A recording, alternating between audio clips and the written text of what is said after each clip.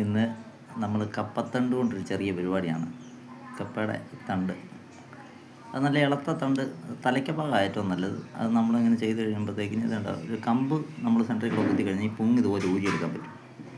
ഈ പൊങ്ങ് ഊരിയെടുത്തിട്ട് അത് ഈ രൂപത്തിൽ നമ്മൾ എത്രയോ നല്ല നീളം കൂട്ടിയെടുത്താൽ ഇത് കുത്തിയെടുക്കാൻ പറ്റത്തില്ല.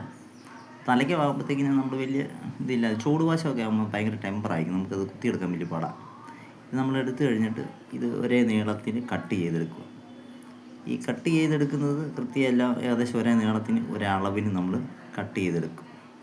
ഈ കട്ട് ചെയ്തെടുക്കുന്നത് ആണ് ഒരു ചെറിയ അതിനാണ് നമ്മൾ ബ്ലേഡ് ഉപയോഗിക്കുന്നത്. നല്ല ഷാർപ്പ് ബ്ലേഡ് കൊണ്ട് കണ്ടിക്കുന്നതാണ് ഏറ്റവും ഷാർപ്പ്. മറ്റുള്ള കത്തിയൊക്കെ കണ്ടിക്കുമ്പോൾ അത് ഷാർപ്പ് പോകും. അതുകൊണ്ട് ഇത് തീരെ പൊങ്ങ് പോലെയല്ലേ ഇരിക്കുന്നത്, അപ്പോൾ അതങ്ങനെ വരും.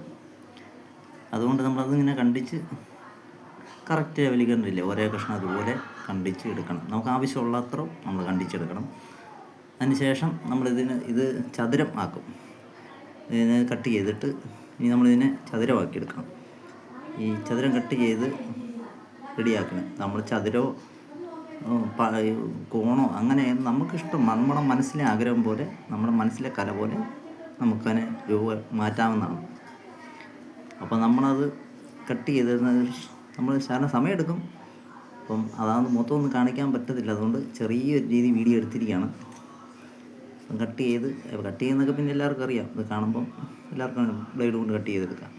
പിന്നെ തെർമോക്കോളിൽ അത്ര വെയിറ്റേ ഉള്ളൂ, ഇതല്ല വലിയ ഇതിനൊന്നും പറ്റില്ല. കണ്ടില്ലേ, ചതുരത്തിൽ കട്ട് ചെയ്തെടുത്ത് ഇനി ചതുരത്തിൽ കട്ട് ചെയ്തെടുത്ത് പിന്നെ നമ്മൾ ഒരേ നീളത്തിൽ ഈ പീസ് എന്തേരം വേണമെന്നുണ്ടെങ്കിൽ അത്രയും പീസ് നമ്മളെടുത്തു.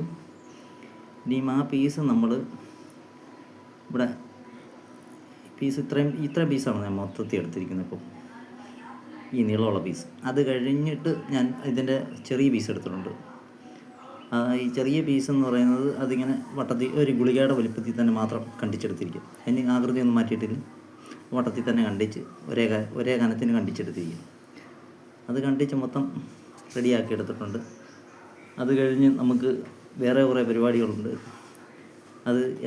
അത് നമ്മളിങ്ങനെ കളറിനകത്ത് നമ്മൾ ചേർക്കും. അപ്പം കളർ നമുക്ക് ആവശ്യമുള്ള കളർ ഇടാം. ഇപ്പം ഞാനിപ്പം 3 കളറേ മൊത്തത്തിൽ ഇട്ടിട്ടുള്ളൂ, നിങ്ങൾക്ക് കാണുമ്പോൾ അറിയാം. ഈ കളർ ഇട്ട് അത് കഴിഞ്ഞ് ഒരു നൂലും സൂചി ഉപയോഗിച്ച് നമുക്ക് കോർത്തെടുക്കാം. അപ്പം നമുക്ക് നമ്മുടെ ഇഷ്ടം അനുസരിച്ച് അത് എങ്ങനെ നേരെ കോർക്കണോ അതൊക്കെ കോർക്കുന്ന ആളുടെ ഒരു ഐഡിയ അനുസരിച്ച് നമുക്ക് കോർത്തെടുക്കാം. നമ്മൾ കുറേ ഉണ്ടാക്കുവാണെങ്കിൽ നമുക്ക് കാശ് മുടക്കൊന്നുമില്ല, നമുക്ക് വെറുതെ കിട്ടുന്ന സാധനം. അപ്പോൾ നമുക്ക് എങ്ങനെ വേണമെങ്കിലും പരീക്ഷിക്കാം.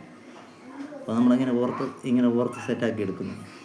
അപ്പോൾ ഞാൻ ഒരു മോഡൽ ഇങ്ങനെ ഓർത്തെടുക്കുന്നു, അടുത്തത് ഈ മോഡൽ ഇങ്ങനെ ഓർത്തെടുക്കും. അപ്പം ഇത് കണ്ടമാൻ ലാസ്റ്റ് ചെയ്യൊന്നുമില്ല. പിന്നെ അത്യാവശ്യം ഒരു മനസ്സിനൊരു കൗതുകം, ഒരു സന്തോഷം മാത്രമേ. പണ്ടൊക്കെ സൂപ്പർ വൈറ്റ് കളറായിരുന്നു നോക്കുന്നത്. അന്ന് ഈ സൂപ്പർ വൈറ്റ് ഇന്നൊക്കെ ഇപ്പോൾ ഈ സ്കെച്ച് പെയിൻ്റെ കളറും അങ്ങനെയുള്ള കളറുകളൊക്കെ നമുക്ക് ആഡ് ചെയ്യാൻ പറ്റും. അന്ന് നമുക്ക് സൂപ്പർ വൈറ്റൊക്കെ പറ്റുള്ളൂ. അതൊക്കെയാണ് നമ്മളന്ന് മിക്സ് റെഡിയാക്കി എടുത്തുകൊണ്ടിരുന്നത്.